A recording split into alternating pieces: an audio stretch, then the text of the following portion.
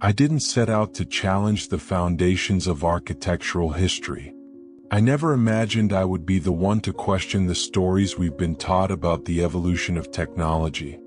But here I was, staring up at a 19th century courthouse dome in Indiana, feeling something I couldn't quite explain.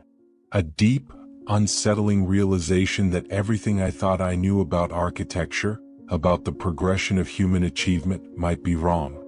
The dome above me was massive, copper-clad, its surface covered with the distinctive green patina that comes with age and oxidation. Its towering spires reached toward the sky with deliberate precision, capped by shining metal orbs and sharp finials that appeared to stretch for the heavens. It was awe-inspiring to say the least, but it was also unnerving. As I stood there, something was happening beneath my feet, something I could feel in my chest. The entire structure was humming, vibrating at a frequency that seemed to resonate through my very bones. This wasn't just a metaphorical hum, it was a physical phenomenon. The official explanation was simple enough. This was just an example of the Beaux-Arts architectural style, with its elaborate, decorative elements designed to reflect the aesthetic preferences of the time. But something about that explanation didn't sit right with me. I didn't feel like I was standing under a mere decoration. This was more than just artistic embellishment. The precision with which each element had been crafted, the choice of materials, the sheer scale of it, all of it seemed to point to something deeper, something more intentional. The more I observed, the more I began to see that this building, along with others like it, wasn't just part of an architectural trend. It seemed as though it had been designed with purpose, as though every element had been carefully engineered, with each material and geometric ratio serving a particular function. As I dug deeper into this theory, I began to notice an alarming pattern. These buildings were not isolated examples of the Beaux-Arts style. They were part of something much larger, a global phenomenon that spanned continents. From St. Petersburg, Russia, to Melbourne, Australia, from San Francisco to Buenos Aires, to Kolkata, these structures shared an eerie similarity. The same design principles appeared over and over again. The same materials, the same engineering specifications, the same geometric ratios. It was as though different architects, working in different places, had followed the same blueprint, without any known communication or collaboration between them. How could this be? How could architects separated by oceans, working in completely different contexts, build such similar structures? And why? What stood out to me the most were the copper domes that crown these buildings. These were not simple copper sheets shaped into a curve. They were layered, multi-dimensional structures, often adorned with gold leaf or gilding at specific points. The outer copper layer, which would develop the green patina over time, was only part of the system. Beneath that copper, iron frameworks and stone foundations reached deeper into the earth than was necessary for mere structural support. This was puzzling. Why would a courthouse in Indiana require a foundation that descended 40 feet into bedrock? And why did buildings on the other side of the world, in places like Australia, have the same exact specifications? These were questions that the official explanation could not answer.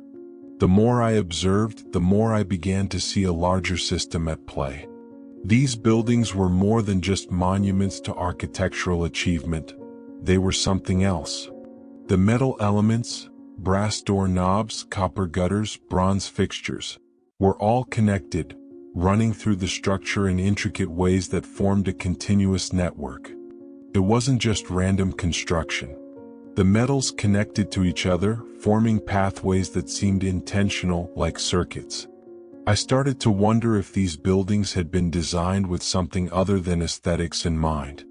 Could it be that they were built to conduct energy? The realization hit me slowly, but it was undeniable. These structures weren't merely ornamental.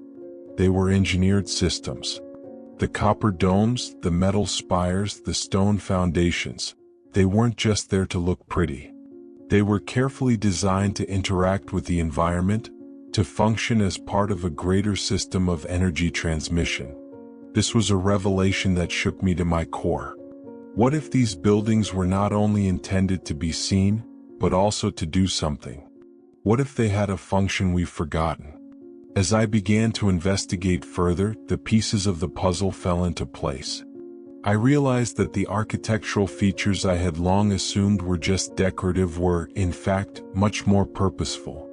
The spires that extended from the corners of these buildings, often crowned with sharp points or spheres, weren't just ornamental.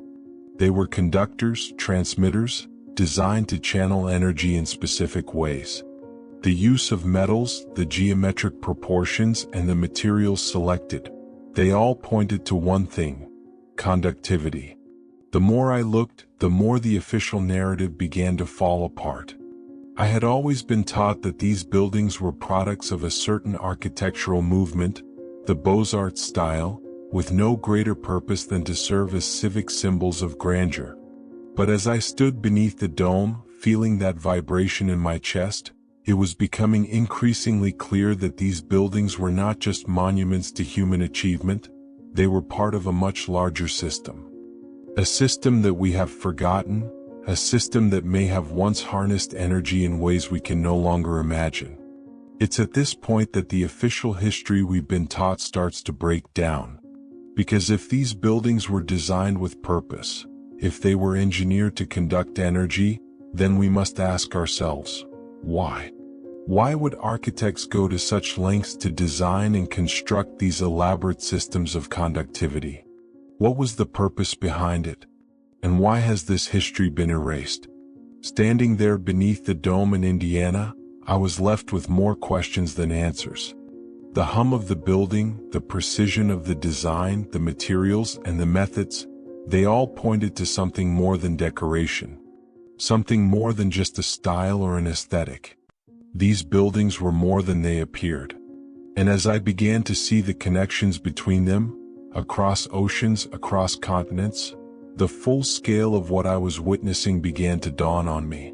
This investigation was no longer just about a courthouse in Indiana. It was about understanding a lost technology. It was about uncovering a forgotten history, a history that we've been taught to ignore or dismiss.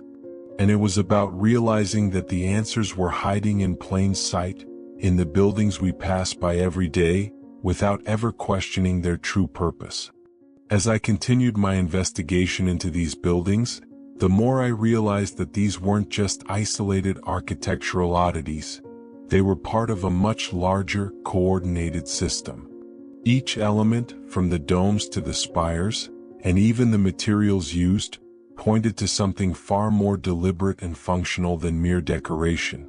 What I began to see in greater detail was that these structures were designed with a very specific purpose in mind, one that transcended architecture and art. They seemed to form a network, a global system, one that connected distant buildings through their shared design principles and materials. The most striking of these elements were the copper domes. As I mentioned earlier, these domes weren't just ornamental. They were part of a larger, interconnected system. Copper, a superb conductor of electricity, was used in every one of these buildings' domes. What struck me, however, was that these domes were not just simple copper sheets bent into place.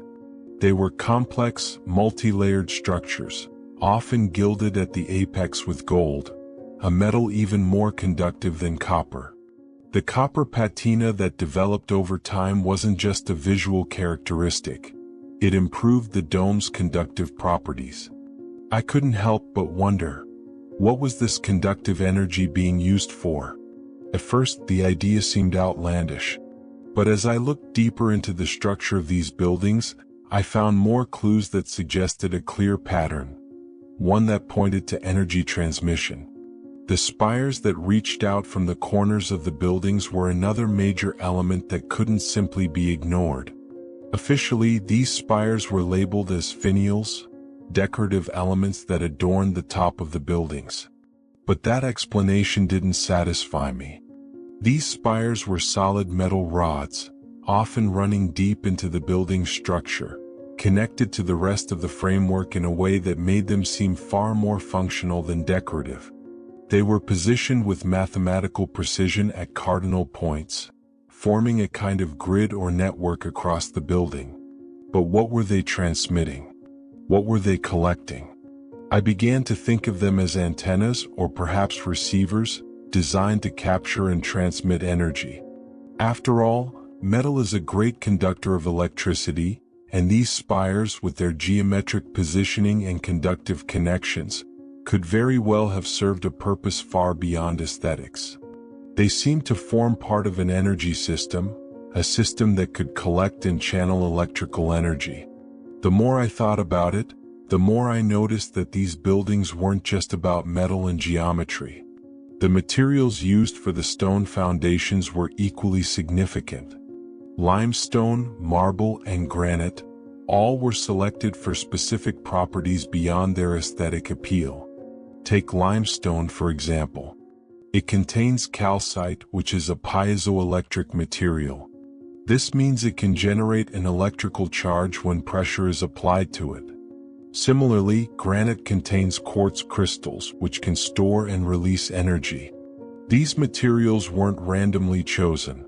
They were selected for their ability to store, transmit, or release energy. It became clear to me that these buildings weren't just designed to impress or to stand as symbols of power and progress. They were designed as infrastructure, energy infrastructure. I had long believed that these buildings were simply civic monuments, part of the Beaux-Arts movement, but I was beginning to see them as something much more. The integration of metals, stones, and specific geometric proportions suggested an intentional effort to harness energy from the environment, perhaps to collect it from the atmosphere, channel it, and store it for use. The precise placement of these materials, the careful design of the spaces, pointed to something beyond what traditional architecture had been designed to do. Another striking feature was the consistency with which these elements appeared in buildings worldwide. From St. Petersburg to Melbourne, from San Francisco to Kolkata, the same design principles were evident, showing a striking resemblance across cultures, cities, and continents. How could this be? How could architects separated by oceans, working in completely different environments, arrive at such similar conclusions? These were not merely coincidences. The repeated presence of copper domes, metal spires, conductive materials, and stone foundations with piezoelectric properties suggested something far more coordinated than I had initially suspected. I began mapping these structures, noting their locations in relation to each other. I found that many of them were positioned near water sources, sometimes directly aligned with bodies of water, like rivers or lakes. What was the significance of this? Why were these buildings so carefully sited in relation to natural features? Could the proximity to water have been intentional, possibly related to the transmission or storage of energy? What if these buildings were placed where they could harness natural forces like water flow, magnetic fields, or atmospheric pressure? There was no clear explanation, but the patterns were becoming undeniable. And then there was the geometric precision that these buildings adhered to. These weren't just ordinary buildings, they were mathematical marvels. The golden ratio appeared in the proportions of the domes, the placement of spires, the relationship between the height and width of the buildings. Fibonacci sequences were evident in the layout of windows and doors, and sacred geometry was integrated into the overall design. These weren't just stylistic choices, they were deliberate, calculated, precise. And this geometric precision seemed to serve a higher function, one that related to energy transmission and resonance. One of the most intriguing aspects of my investigation was the way these buildings seemed to respond to their environment. Standing inside one during a thunderstorm, I could feel the building resonate. The hum I had initially detected grew stronger, as though the building itself was alive, conducting something unseen through its framework.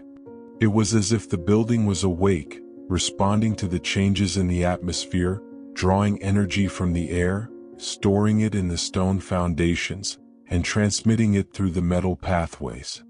This wasn't an isolated occurrence, it was a feature I found in other buildings as well. The buildings seemed to vibrate, to hum, to come alive when conditions were right. It felt as though they were designed to interact with the environment in ways that our modern buildings no longer do. As the pieces of the puzzle began to come together, I realized something else. The official narrative, the one that claimed these buildings were nothing more than monuments to civic pride, designed according to aesthetic tastes, didn't hold up. The more I dug into the history of these buildings, the more I saw that something deeper was at play. These structures were not simply products of architectural fashion. They were part of a vast, coordinated system, designed to collect, store, and transmit energy in ways we have yet to fully comprehend. The more I looked, the more questions I had. How were these buildings built with such precision? How did architects, working independently, arrive at the same conclusions about materials, geometry, and energy? What was the purpose behind this global system? And why has it been forgotten? The pattern was undeniable, but the answers were still elusive. These buildings weren't just part of an architectural trend. They were something more. They were part of a lost technology, one that we may never fully understand. And the deeper I dug, the more I realized the truth was hiding in plain sight in the very buildings we walk past every day. As my investigation continued, the more I uncovered, the clearer it became that the buildings I had been studying were not mere relics of an architectural movement. These structures, with their copper domes, metal spires, conductive pathways, and precise geometric proportions, were part of something much larger and more deliberate. A technology that had been forgotten, suppressed, or deliberately erased from our collective memory. What if these buildings weren't just designed to stand as monumental civic symbols? What if their true purpose was something far more profound and functional, something that we've been taught to ignore? It was increasingly apparent to me that these buildings weren't just designed to be beautiful or impressive. They were engineered systems specifically created to collect, store, and transmit electrical energy. The copper domes acted as energy collectors, gathering atmospheric electricity, electromagnetic fields from the ionosphere, and even lightning. The spires, with their precise positioning and conductive materials, were designed to direct and transmit that energy. The stone foundations, with their piezoelectric properties, served as capacitors, storing electrical energy for later use. This wasn't a wild theory, it was a pattern that emerged across different cultures, cities, and continents. The same architectural principles, the same materials, the same energy-conductive systems appeared in buildings spread across the world. From St. Petersburg to San Francisco, from Melbourne to Kolkata, the design was nearly identical. How could this be? How could architects, working in different parts of the world with no known communication or shared knowledge, arrive at the same conclusions and build such similar structures? It wasn't just the materials or the geometry that intrigued me, it was the sheer coordination involved. These buildings weren't built as isolated, independent structures. They were part of a coordinated global system. Each building was designed to function within this larger network, to be a node in a worldwide system of energy transmission. But what was the purpose of this system? What was it designed to do? The more I examined these buildings, the more I realized that they were built for a purpose that had long been forgotten, perhaps even deliberately erased. Between 1850 and 1910, these buildings appeared across the globe with astonishing speed and uniformity. The same copper domes, the same metal spires, the same conductive materials, the same geometric proportions. But then, almost as suddenly as they had appeared, the construction of these buildings ceased. And not just the construction, the very knowledge of how to build them, the specifications, the purpose behind their design, all seemed to vanish. The buildings that had once been part of a global energy system were redefined. Many were demolished, others modernized, their original components removed or replaced with modern materials. Take the San Francisco City Hall, for example.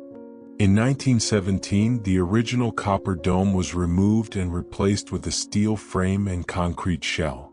Across the United States, many government buildings had their metal spires removed, deemed unnecessary or dangerous. European buildings were stripped of their conductive elements during restoration projects, destroying much of the original design in the process. The official explanations for these changes were varied: safety concerns, modernization, changing architectural tastes, but they all pointed to the same thing. The buildings were being redefined, their original purpose erased.